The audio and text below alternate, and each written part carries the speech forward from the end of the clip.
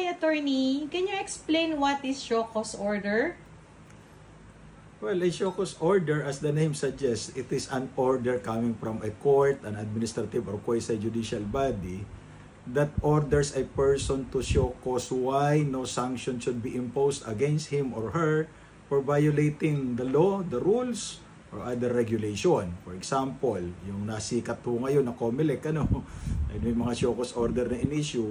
Ibig sabihin, itong mga kandidatong ito na na-issue ng show cause order ay may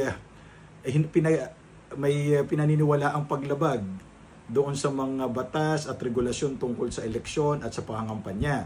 So kaya papaliwanag sila ng COMELEC para kung makapagpaliwanag sila, wala silang kaparusahan. Pag hindi tama ang paliwanag, sila ay mapaparusahan na maaari pang maging daan para sila ay ma-disqualify sa kanilang kandidatura. Yung actual examples po ng paglabag, attorney? Di yung batas sa eleksyon, halimbawa, namimili ng boto.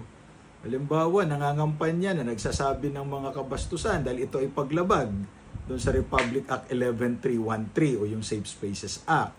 O kaya paglabag doon sa mga regulasyon ng COMELEC, yung mga posters na yan, yung mga sukat, mali. Yun. Thank you po.